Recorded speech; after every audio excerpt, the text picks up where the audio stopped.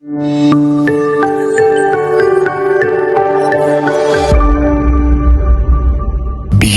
the newsroom, where untold story is revealed.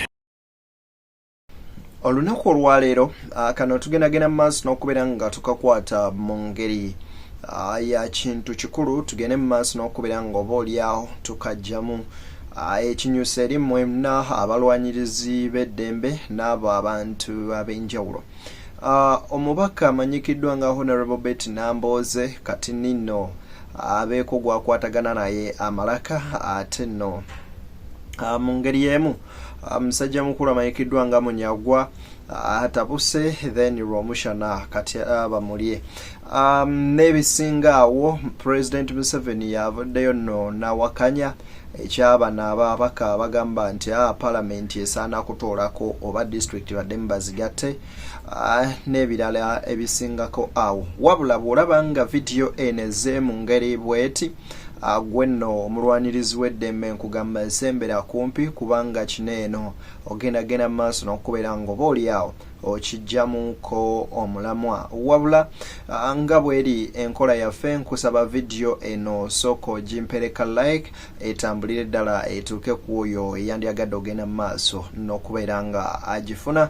Era njagala okutegeeza nti ssemateeka wa wano agenda mu maaso n'okuwa abantu eddembe okwekalakaasa mu neekalakaasa ey'emirembe bw'oba tusinzirira ku kitabo kya ssemateeka oba constitution ya Uganda. Naye abaana bagenze maaso n'okukwatibwa mu mbeera etali nnungi yadde akamu n'akeddagala era nga bangi ne kati tebannamanya makomera ki mwe babasibidde. Wabula nkusaba ekintu kimu kyokka nti gwe atannaba twegattako genda maaso n'okubeera ng'otwegattako mu butongole ng'osubscribinga ate gwe yasubscribinga edda kyokola kya muwendo mungi nnyo nnyini ddala. Kansooke nkuwe video eno ya dakiika ya seconds 45 ogende mu maaso n'okubeera nga ogiraba then tutandika butereevu video y'olunaku olwaleero. Abantu gye mukomo kubanyigiriza Gaddafi yabikola. Gaddafi nga bantu basituka bakuba ku mutwe munduzi wasamanja zishikati abantu bo batulugunya nnyo baguba amuteringi mukula ntoli waliwo ekijja okusituka kye balemerere. Otherwise I congratulate abavuka abawaddeyo obulamu bwabwe ne balabika n'enkukulumira abakulembeza abalonde abalidde mu bantu oluku. Uganda must be free. There is no doubt about that. Chwana temwera je mugendo kulaga eddembe abatoja kubana kiri eddembe lyawe. Abaana bo bagizemu bwe batikato ekisumuluzo. Ni wali ku dashboard ni kiraga kabatre mu ekali katono. Kati ekisigadde kukwatira ku baana. Bana batademu ekisumuluzo. Ni tusindika kirole kijja kuwaka.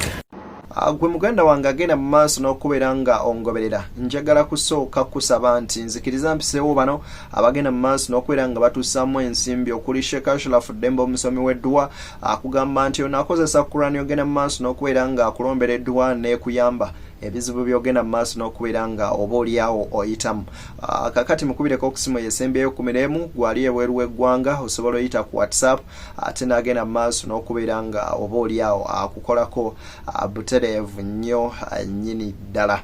Kakati nno mu ngeri emu gwayagala olanga naffe tukubireko okusimu zaffe awo ku screen bweziri ogende mu maaso n'okubeera nga oleeta business tugende mu maaso n'okubeera nga tulanga ffena ate era nga tuzikwasaganya mu mbeera ey'enjawulo. Ebigambo ebyo mubiwulidde okuli omubaka okuli musajja mukulu amanyikiddwa nga Rwamushana then n'omubaka Munyagwa. Omuntu omuwandiisi yavayo n'agamba nti wano wetutudde ku time bomb essaawa yonna eyinza okugenda mu maaso n'okubeera nga oba oliawo eyabika. Naye lwakuba nti abakulembeze baffe ebintu ebimu babitwala for granted ne batagenda mu maaso na kubeera nga oba oliawo babitwala nga ebyamakulu. Kakati nno ono nno musajja mukulu amanyikiddwa nga Secretary General wa ekisinde ekya PRU ate nga mubaka wa Kasanda Daudi David Kabanda ono wenjogerera NRM ayimirizaayo kati kugulu kumu avuddeyo n'ategeeza nti tusaba at least Parliament etolebweko ababaka at least district bagende maaso n'okubeera nga baddamu bazigatta kubanga obuli bw'enguzi n'obukenuzi abususe muneeno nga ne wetwogerera kati mpuuga bali mu mukubira jambo. Ebigambo bya David Kabanda bibino naye ate nkuleetedde ne Museveni byamwanukudde. Parliament y'abantu 600 eyamba ki munna Uganda. Ffenna tulina kusiba ngugu nange Kabanda ne tuddeeka eggwanga ne baddamu ne balitereeza. Nagambye president enguzi tasobola girwanyisa kubanga abaka bangi ani yatondawo constituencies. Abantu basaba. Batya gwe bobeera omukulembeze tobaga nti no tekisoboka. Economy yaffe yinza okusustaininga abaka 5. Gwe weteeke mu kifaananyi omubaka wa parliament buli mwezi oguyitawo bamusasula sente ze. Abakyala abeera mu Kampala ngova emmere ogigula mu katale ke kamu naye. Esaati omwana gy'asomeseza owo naye gy'ayagala akusomeseze. Esaati gy'ogigula naye gy'ayagala agigule. Kadde mukyala we gy'agigula naye gy'ayagala agigule. Yamaze emyezi 6 tebamusasula. Gombaka wa parliament bakusasula buli mwezi. Kabanda nenzirawo nenga nti fe tuli ba MP batu ne tutula mu ntebe zo maaso fe tusooka n'okulya olira ki. Gubadde gukyaliwo gutyo President Museveni Yoweri Kaguta Tibuhaburwa ayanukudde n'agamba nti mwe bazzukulu bye muliko musaagana busaazi musaagana muliro temulina kimumanyi ku ebyo bye mwogerako. I have seen these young children here in the social media that they want to reduce the size of parliament. They don't know why the size of parliament is big and why it is helping, what it helped. The issue of the pay is another matter. There I may agree with the young people. The salaries, that one, I will be talking with the grandchildren. Onono agenze maaso n'okwongera n'ategeeza nti lwakiri kyempulira ku ebyo byemwogera kwe kusala omusaala gw'ababaka era njatuula nteese nammwe tulabe butya bwe tuyinza okubeera ng'oba oli awo tusalako omusaala gw'abo ababaka ate so si kutoola ku muwendo gwabwe. Kakati nno waneeno wennyini omubaka Betty Nambooze avudde mu mbeera n'atabuka nga si kirala n'ekimutabusa be baana ababadde beekalakaase bagenze mu maaso n'okubeera nga bakwata. Kusinziira ku Nambooze agamba olunaku lujja kukya lumu Museveni bamugambe nti owaayi emmamba zisonze ku State House Entebbe era tajja kukyagala olunaku olwo lwe lunaaba nga lugenze mu maaso n'okubeera nga oba oli awo lutuuka.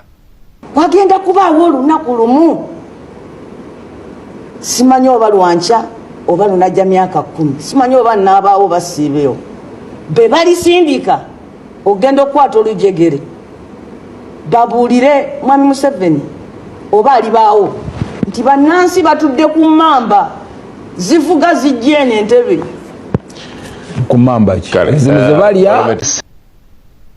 Kakati nno musajja mukulu amanyikiddwa nga Munyagwa then kwotaka akraije ebintu tebibatambulidde bulungi kushya kata bekwata amatayi mu studio naye byonna zikiriza ngende maaso n'okubeera nga mbikuwa awo wennyini tirabanga ko obulamu bwange Izo zavavayo kodda. Ntunuulidde mundu ezimu ne president zatambula nazo ezikuba ennyonyi nga ziri ku street.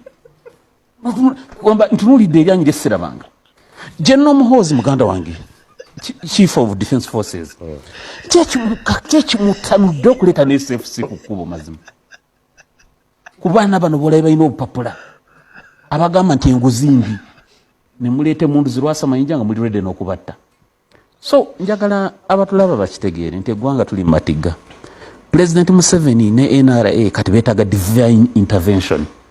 Twetaaga banadina banabasabira essaala bakakane ku mitima. Yego okusaba akuteekateeka president buli mwana. I said twetaaga essaala nga specifically akakanya mutima gwa President Museveni. Akakanemu. Kubanga otherwise they are ready to finish this country. Singo olabye deployment badde mu kyo. Oba abasabi be babulamu. Ize butusane ngampule nga basabira president. Anti ulidiza. Nkugambye essaala gye balina okusaba.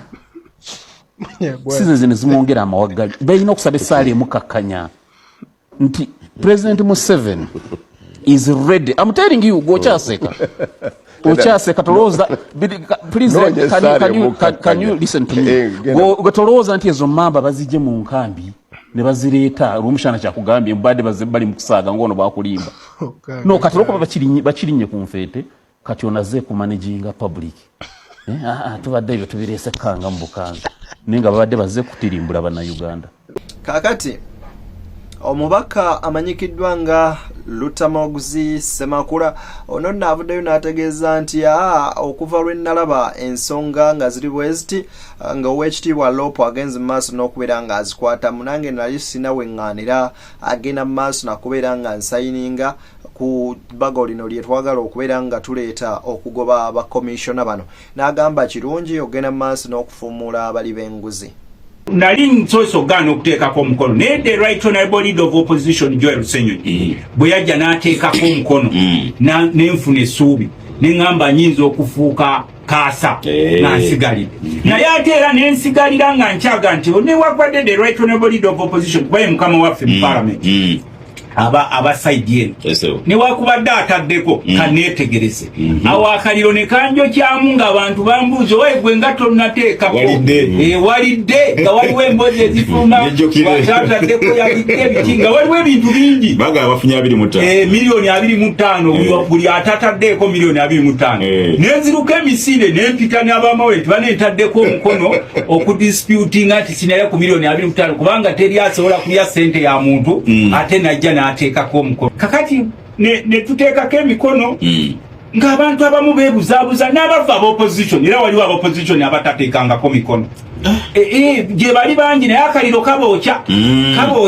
kaliro kajja kubookya kakati ne batambuza Ssekikubo n'atambuza nga buli kaseera tumulambulako kati ne wajjawo abalota amaloboozi bw'ate kakati mwabaganda mulwana muganda munnammwe simanyi Oweekitiibwa Mpuuga netubaga nti nedda eno komishoni si ya Buganda ebajja ssente era ssente bwe bazijjaayo waleeta wano ansa nti yateekayo n'ennusu mu ggwanika lya Buganda ng'oyo tujja tugamba nga tujjayo ennanga naye bw'aba yajjayo ssente wano ali mu public office ssente ze yajjayo za parliament abamu ne bagamba omusajja ono Kyagulanyi mubi nnyo obwa Nuupu alwana Baganda banne kati lwaki abuuza simanyi Oweekitiibwa waffe simanyi ssente ne tugamba Kyagulanyi edde Kyagulanyi nti genda mpola gwe kasitoba ku right cause ono omukulu wamuyise mu kyama mu kibalire mu kyama kubawa nga tamanyi kye kijja kugwera.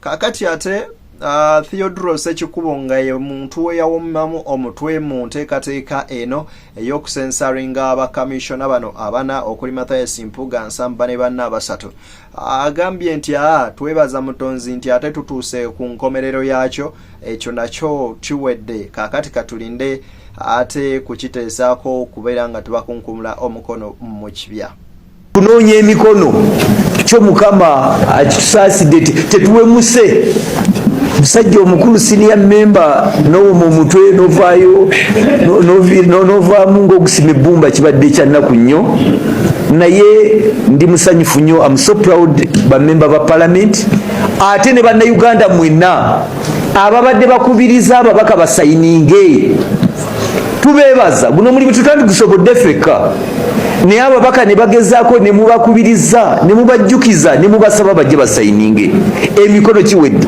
tulindiridde akadirisa tetunaggalawo kubanga wiiki ejja bwe tunaaba tutwala motion oba notice eriko motion n'obujulizi tujja kuteekako n'olukalala lwabo bonna abasayininze ekyo tweyama erimu tugenda kikola naye nga tuleseewo akadirisa kano okuva olwaleero ekyalwakutaano lwa mukaaga Sande paka Mande ababaka wadde emikono nangiridde mu butongole nti kiwedde kino naye omubaka waddembe okujja n'agamba nti saaliwo mu ngeri emu oba endala naye najja n'ateekako omukono oba n'alaga okwegatta ku motion kubanga eno motion teriiko nti nze tuwangudde ffenna tuwangulira wamu nga parliament ate bwe tugwa ffenna tugwa walumu nga parliament lwekyo mu motion eno temulimu nti nze mpangudde am the winner the other one is a loser. No, we all lose as parliament if we lose, but we all succeed together as parliament if we succeed.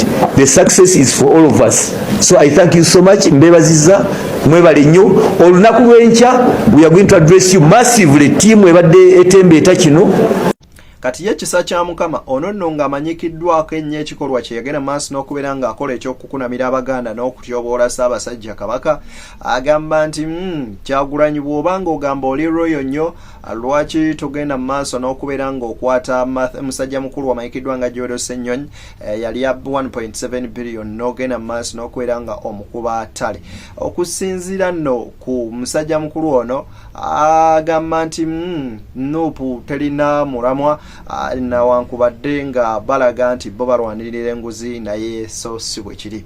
Ssennyonyi ogugwa gumuli mu bulago gumutwala gumuwanise ogwakawumbi akamu and you people Ssennyonyi yali akawumbi kamene milioni 7 okuva ku mukyala w'ekisawe ky'ennyonyi kigambibwa bwe kyogerwa ewan kigambibwa Ssennyonyi yali ya kigambibwa nti President Museveni ya protecting omukyala w'ekisawe ky'ennyonyi naye mubbi kati bino muganda byogera kubanga opposition bwe byogera bagamba tebagala government kakate gukutte Ssennyonyi gumunyuto ngutadde mu bulago Ssennyonyi alizayi njagala kulaba amagezi ga Bobi Wine Ssennyonyi amuteeka ebbali bamunoonyerezeeko nga bwe yali agamba mpuugadde ebbali kubanga okay Bobi Wine was right and 99% kumpuuga okay let us justice let him do the same to Ssennyonyi kubanga Ssennyonyi is also not convicted and also Mpuuga was not what? Was not convicted. He was also in suspicion.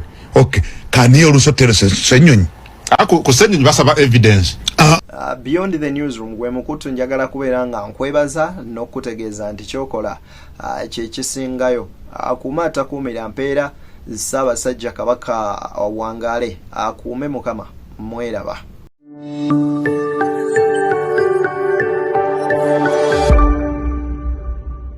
Beyond the newsroom, where untold story is revealed.